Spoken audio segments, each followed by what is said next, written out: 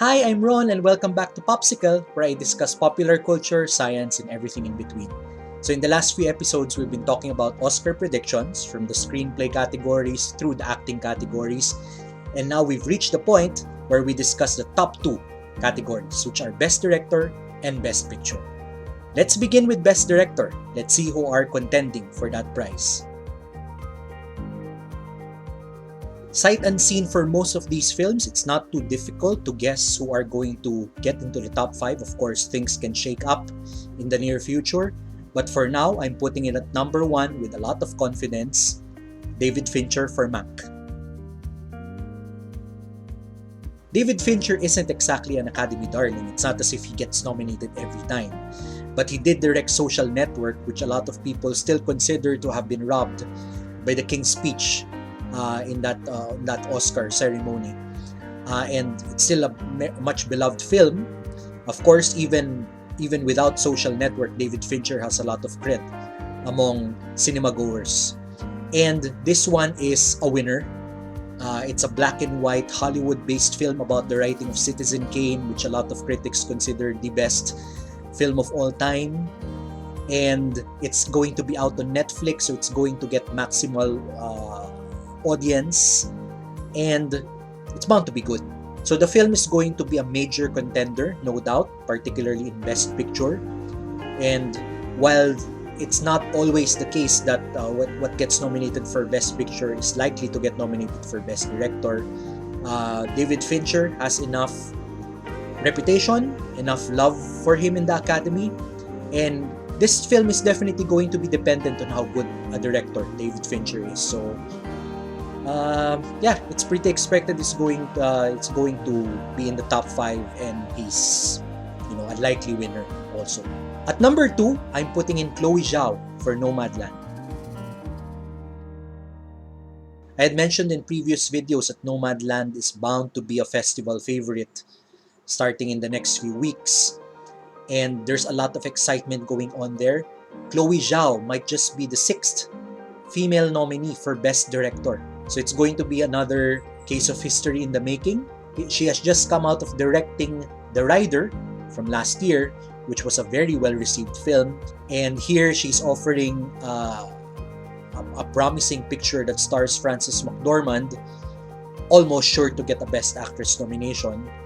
And from what we've seen of the images posted online, it seems to be a powerful piece that will likely get a lot of people talking.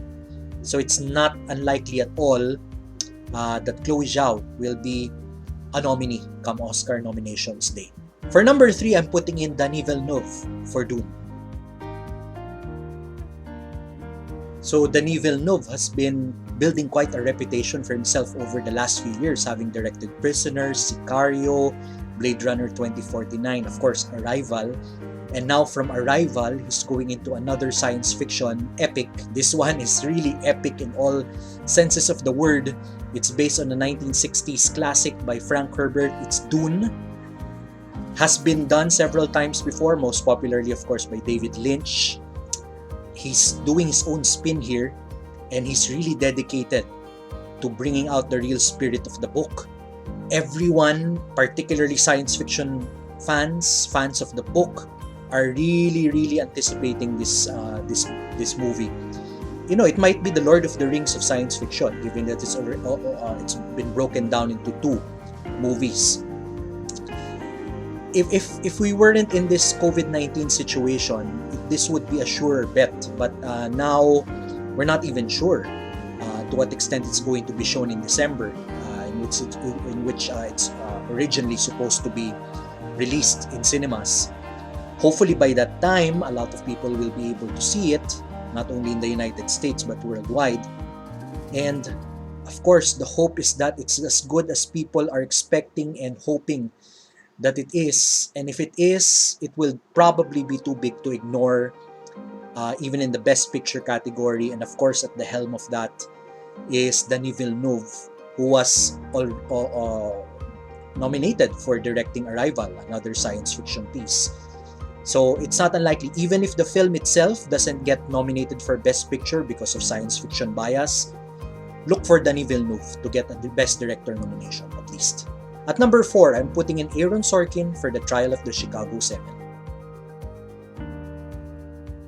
If you've watched any of my previous Oscar prediction videos, you'd have heard me mentioning this film several times.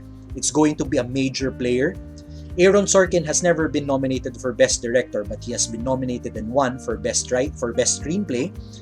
And you know, he has very good reputation in Hollywood. And this film is bound to be a major player, especially considering that it's showing on Netflix. It's very political, and it's a star-studded cast, which is bound to get nominations in the acting categories. So of course, the director is going to be a big part of that, and Aaron Sorkin might just get his first Best Director nominations for directing such an important and actor-driven film. Of course, it helps a lot that he also wrote the screenplay. And at number 5, we're putting in Taika Waititi for Next Goal Wins. The only reason why he's at number 5 and not a higher position is because we're not sure exactly about the release date of Next Goal Wins, but once that firms up, look for him to be in a more solid position, given that Taika Waititi is proving to be favored by the Academy, having won a Best Screenplay, Best Adapted Screenplay Oscar just last year for Jojo Rabbit. He was probably close to getting a Best Director nomination also for that film. So maybe the voters are just waiting for this one, a big underdog sports movie, for them to give him a Best Director nomination. Here are my numbers 6 to 10. You can see that at number 6 I put Wes Anderson for the French Dispatch. Wes Anderson is always reliable. He has a style that everyone can identify right away as Wes Anderson's. Is it too soon from Grand Budapest Hotel and Isle of Dogs? Well, if it proves to be as good as Wes Anderson's films usually are, then he might get another Best Director nomination. At number 7, I put in Spike Lee for The Five Bloods. This film has been losing a bit of buzz since it came out on Netflix. But you know, Spike Lee has been gaining a lot of Academy favor in the recent years. And The Five Bloods is an important film, very timely film, particularly in the wake of the Black Lives Matter movement.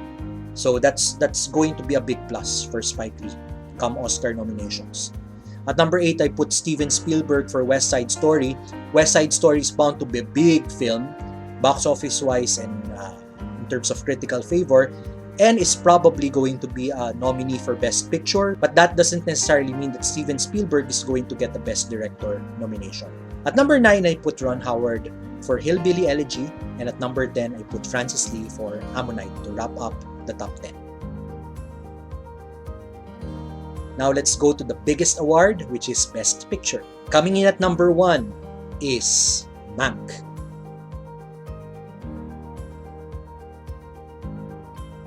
Mank has everything that the Best Picture nominee and potential winner needs. It's a Hollywood-based film. It's black and white. It's bound to be sumptuous. Actually, we've seen some of the stills and it looks really good. Also, the set direction. It's a great cast, headed by Gary Oldman and Tom Burke as Orson Welles. And yes, it's about the writing of Citizen Kane, which didn't win the Oscar for Best Picture, but it did get a lot of nominations. And of course, a lot of critics consider it to be one of the best, if not the best, films of all time. It's also going to be released on Netflix, so it's going to get a big audience. So, you know, everything is working in its favor.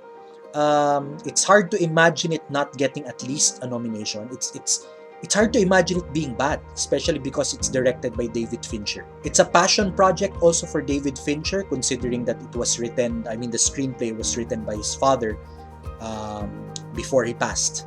So undoubtedly, David Fincher is pouring a lot into this film. It's currently in post-production, but it's definitely going to be out this year on Netflix. So once it comes out, you know, we're going to see it shoot to the top, definitely in a lot of prognosticators' lists, if it isn't there yet. At number 2, we have Nomadland.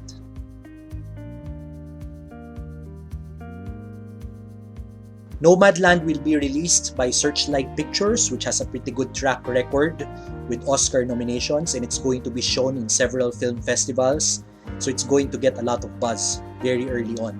Actually, even before showing at the festivals, it has a lot of buzz already, given that it's directed by Chloe Zhao and stars Frances McDormand. And it's set during the Great Recession, when Frances McDormand's character loses everything and she ends up being a van-dwelling nomad riding across America. It's a very intriguing plot, and it's bound to be a major acting vehicle for Frances McDormand. Is it more than that? I mean, if we sum up all the elements, is it going to be more than just a Frances McDormand vehicle? Hopes are high that it is going to be, so it's going to be a major player in a lot of top categories, including Best Picture and Best Director.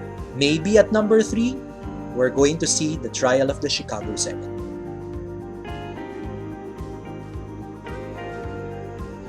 So, The Trial of the Chicago 7, an ensemble piece directed by Aaron Sorkin. It's about the set of protests and uprisings that happened during the Democratic Convention in Illinois in 1968. So it's very politically charged, and it's bound to be very exciting and dynamic and dramatic also. And it's very intriguing to think about how Sacha Baron Cohen, Eddie Redmayne, Yahya Abdul-Mateen, and the rest of the cast will do with this piece, and Frank Langella, of course, who I'm predicting to be one of the top 5 or one of the 5 nominees for Best Supporting Actor.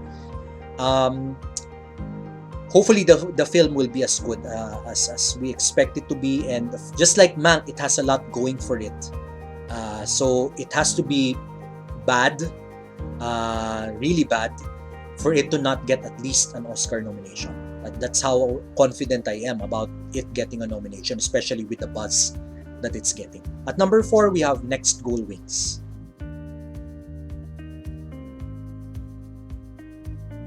We wish this had a firmer release date, because if it did, Searchlight Pictures would campaign the hell out of it, and it would very, very likely get an Oscar nomination for Best Picture, given how inspirational the story is. It's about the underdog American Samoan football team and its struggles during the tournament. It's going to have its own niche among the Best Picture contenders, that particular niche of the underdog inspirational movie, which don't always get a Best Picture nomination no matter how good they are.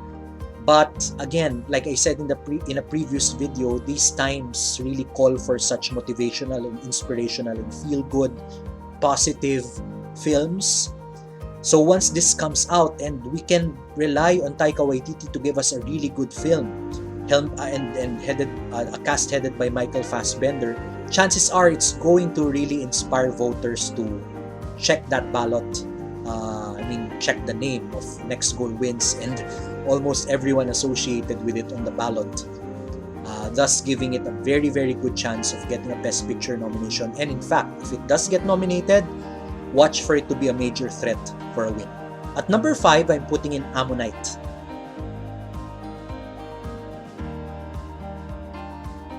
Ammonite used to be number 15 in my list, but then I put it very high now because it's going to come out in festivals. Some critics have seen the film and they're raving about it, particularly about the performance of Kate Winslet, but that's going to go a long way.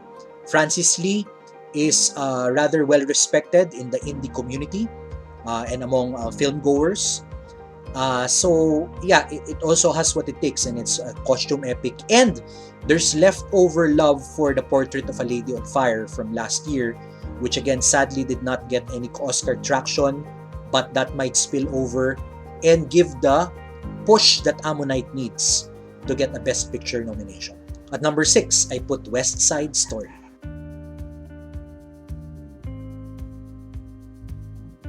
Without a doubt, West Side Story is going to be one of the biggest films of the year, although the term big has a different meaning now in the COVID-19 pandemic. It's written by Tony Kushner, based on the original musical, and then it's directed, of course, by Steven Spielberg. It's a racially diverse cast. It also stars again Rita Moreno, a beloved actress from the original film. And yeah, it's bound to be an exciting movie with splendid costumes and set direction and music. So it should be a big contender, but musicals haven't been doing well exactly in the recent years. And as much as I hate to say it, I'm not sure how big of an effect the controversy about Ansel Elgort will play in this film getting Oscar traction. It's not dead in the water, like some of the controversies have led to, like Nate Parker's, for example. But it might affect it somehow, the Oscar chances. Hopefully, the film will be able to stand on its own and be a great adaptation of the musical. At number 7, we have The French Dispatch.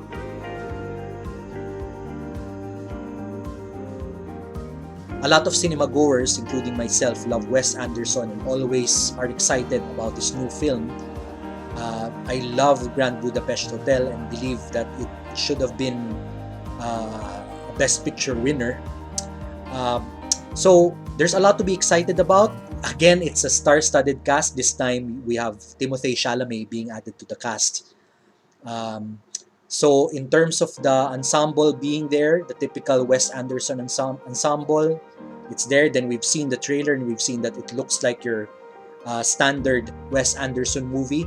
Now that's probably where the problem lies. Some of the voters might be looking for something new. Then again, if it's Wes Anderson and it's been working, that style has been working for so long, and he always comes up with amazing stuff, why change the formula, right?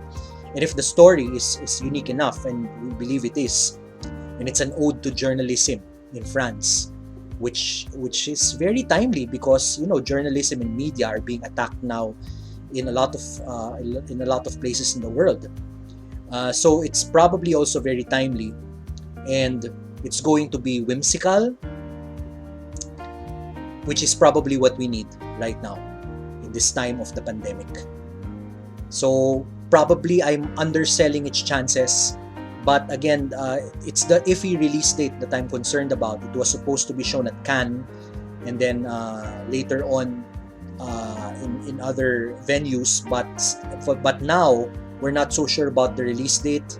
Once it firms up, then we're going to be more sure about its place in the top 10.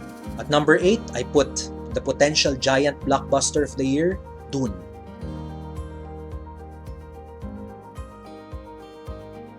So we do know the bias against science fiction films. Arrival did get the Best Picture nomination, but this is a whole new beast altogether.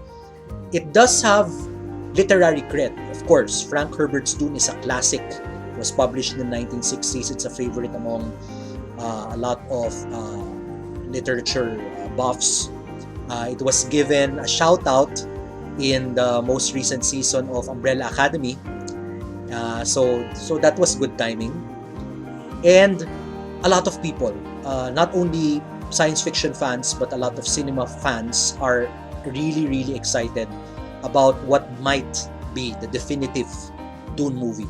A lot of people have tried, including David Lynch, to varying levels of success. But Denis Villeneuve has given us several science fiction gems. Blade Runner 2049, better than it should have been. And also Arrival, of course. So it's in pretty good hands. He has a lot of respect for the material and that cast. Oh my gosh, when it came out, everyone was raving about that cast. There's no one to throw away in that cast. And, it might get the Best Ensemble nomination at the SAG, although science fiction films don't usually get that nomination. But yeah, it's a pretty well-respected cast with a lot of Oscar nominations counted among them. It's going to rack up technical awards, if not actual wins, the nominations. It's probably going to be the film with the most nominations. So that's bound to give it a push. In this time of COVID-19, when we're concerned about entertainment in general, but also box office performance of films, the success of cinema, this one could turn things around if it comes out on time in December and, you know, make us relive and remember the glory of cinema, particularly watching it in a theater. So if it gets audiences talking and going back to the cinema, hopefully by that time we'll be able to, then those are reasons enough for it to get a Best Picture nomination. At number 9, I put News of the World.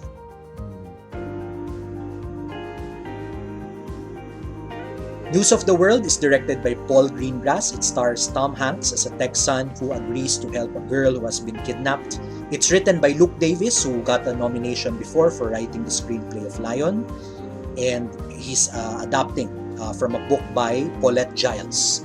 The plot sounds intriguing, and definitely I'm banking on Paul Greengrass and Tom Hanks to give us a great film. And at number 10, we have The Five Bloods.